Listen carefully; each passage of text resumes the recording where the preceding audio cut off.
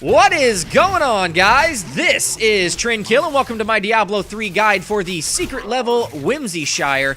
Now, for you guys who don't know what Whimsyshire is, it is basically the replacement cow level from Diablo 2. It's just a secret little fun level where you can go in, kill a bunch of mobs, and farm gold and secret weapons and all that kind of stuff.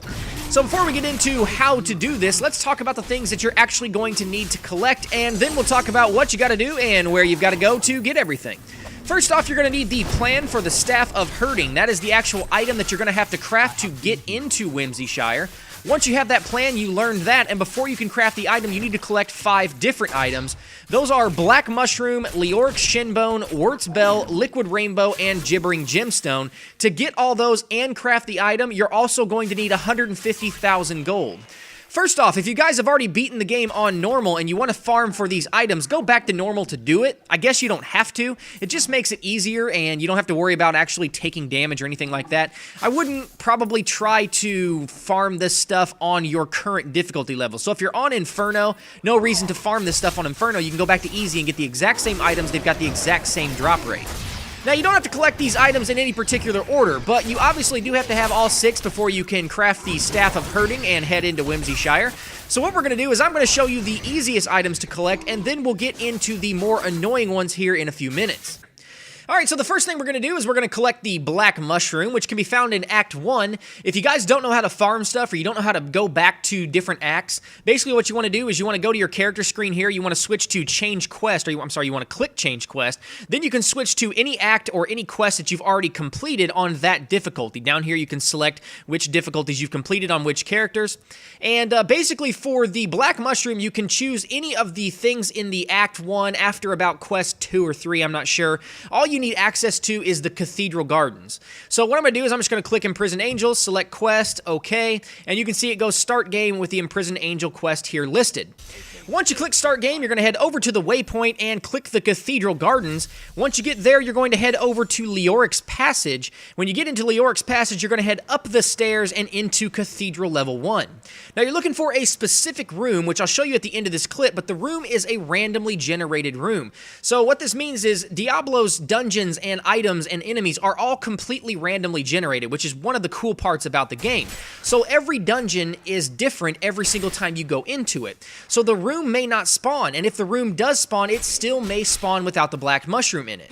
If the Black Mushroom does not spawn, or the room itself doesn't spawn, all you got to do is back out however way you see fit, reload your game, and the dungeon will be completely different. Run this dungeon over and over and over again until you find the room, and that room has the Black Mushroom in it. So here's the room I'm talking about. You can see the Black Mushrooms there glowing in the upper right-hand corner of the room. Sometimes this room has a chest in it. Sometimes it's got that book in it that you can see up in the top. All you got to do is click the mushrooms. The mushroom will spawn out, and you pick it up, and you're good to go. This room is completely unique. It is not connected to any other rooms, which makes it easily stand out. The next item we're going to talk about, Leoric Shinbone, is also found in Act 1. However, you're going to have to pick a later quest in this one because you're going to need access to Leoric's Manor's waypoint. Once you select that, you're going to head back into the manor through those big doors. You're actually going to have to click those doors, so don't get confused if you can't get in. Otherwise, follow the path that you're watching in this video. You basically head up a set of stairs, through a hallway, another room, and then down another set of stairs into a large, like, foyer-type area, or foyer, depending on how you want to say that. You gotta kill all these stupid things, otherwise you can't get down the stairs. You're gonna take a left when you get to the bottom of the stairs and head into a dining area that you're gonna need to continually reload until you find a set of burnt logs. So I'm gonna head into this room. In the fireplace there, you can see there's some burnt logs. When you click that, Leoric Shinbone pops out and you are finished. The next item we're going to look at is Wirt's Bell, probably the easiest to collect. However, this one is going to cost you. You're going to load up into the hidden camp in Act 2. Basically, pick any of the beginning quests in Act 2. Head over into the Chaldean Bazaar and head over to Squirt the Peddler. Click on her miscellaneous selection and buy the Wirt's Bell from her for 100,000 gold. That's all you got to do. Alright, so next we're going to move a little bit out of order. We're going to select Act 4 and we're going to choose the Prime Evil quest. Then you're going to clear the mobs and make your way to the boss Isual. Basically, you're going to have to farm him over and over and over again until you get the plans to drop. I luckily had them drop on my second time ever playing him, and I wasn't even at that point farming them yet. However, I've heard from several other people that they're having a horrible time getting these plans to drop. So maybe I just got really lucky, but at least to me, this was easier than the next two we're going to talk about. Alright, so moving back to Act 2, you're going to make sure you select one of the later quests so that you have access to the path to the Oasis waypoint. Basically, you're going to load this thing over and over and over again. You're going to head right down this path. You're going to take your very first right down like a little waterway alley type thing, and you're going to be looking for a guy standing right here at the bottom corner of this dock. If there's not a person standing there, he may spawn at another spot in the in this same zone. However, if he's not standing here, don't go searching for him in the other spot. Just continually reload like you see me doing here. And basically, you're going to click Resume Game, go right back into it, go right back to the Path of Oasis, and keep doing that over and over and over again until you find the guy standing there. Now, when you find the guy, he's being attacked by 3 spirits. All you gotta do is kill those 3 spirits. Should be pretty easy. And then he will offer you access to the mysterious cave, which is behind that little wooden door there with the chain on it. And since I forgot to mention this earlier, we are now looking for the liquid rainbow. Basically, what you're going to be looking for is a resplendent chest that's not titled resplendent chest. It's going to be titled mysterious chest. And from what I know, it only spawns on level 1 of the cave. So if you don't find it on level 1, then obviously I wouldn't waste my time going to level 2. I have not seen it spawn on level 2 in the entire 75 times I had to run this stupid cave. Anyway, when you do find a resplendent looking chest that's titled mysterious chest, click on it, out will pop a liquid rainbow. You pick that up, and obviously you are done with this part. Moving on to the final item, the gibbering gemstone. This is the one that absolutely made me want to stab myself in the face. You're going to load up Act 3 far enough to where you've got access to the Bridge of Corsic waypoint, and you're going to scour the fields of slaughter for the Caverns of Frost.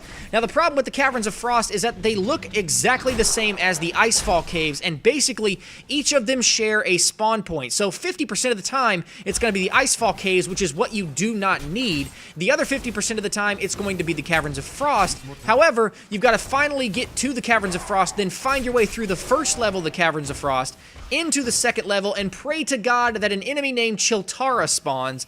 If you find Chiltara, all you've got to do is kill her to get the gibbering gemstone, but I bet I found this cave, I don't know, 100 times, and I found every other boss in the world except for Chiltara, until finally, the morning I'm recording this video, I loaded it up, and I was like, alright, I'll just give it one more shot, and thankfully, she finally spawned. So for me, this was the one that was the absolute pain in the ass.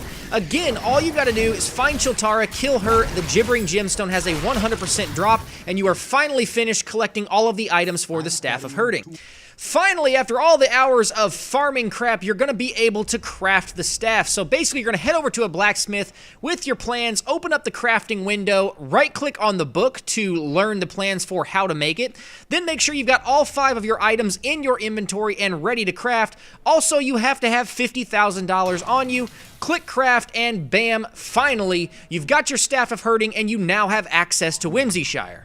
So to get there, all you gotta do is head back to Act 1, and from New Tristram, head east out of town, north at the road after you exit the gate, follow the right side of the map until you come across a dead cow. When you get there, as long as you have the Staff of Herding in your inventory, the spirit of the Cow King will come out of the dead cow and grant you access to the secret level.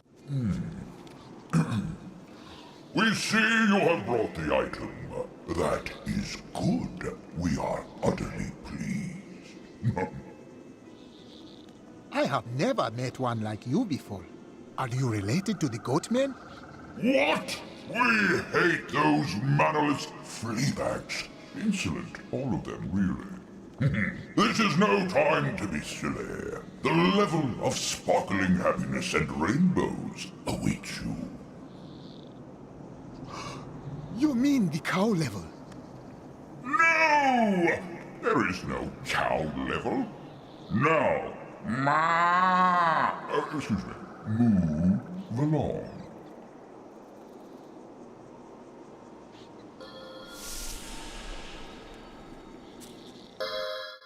And finally, you have access to Whimsyshire, and you can feel free to murder all the flowers and teddy bears and unicorns as you see fit. You can also blow up the presents and the mushrooms as if they were barrels or boxes and things like that. And the clouds are also a placeholder for chests, so click on your clouds and some gear and gold, things like that will pop out. And other than that, guys, this is only a place to farm and have a little bit of fun, goof around with some friends. If you want to play this on Nightmare or Hell or Inferno, you have to upgrade your staff. You have to go to Act 3, and there is a vendor that you got to talk to. He will have the plans for the Nightmarish staff, the Hellish staff, and the Inferno staff of herding. Those cost a lot of money. I believe the Nightmarish is 200,000, the Hellish is 500,000, and the Inferno staff is 1 million gold. So if you're going to be focused on Whimsyshire when you get to Inferno, make sure you save your money. Otherwise, guys, I'm going to go ahead and get out of here. Thanks for stopping by and hanging out with me. Hopefully this was clear enough and you guys understand everything. If you don't, make sure you leave some questions and comments in the comment section below, and I'll do my best to answer them. And until next time, guys, have fun destroying all the happy things in Diablo 3, and we'll talk to you later. Thanks, guys. Bye.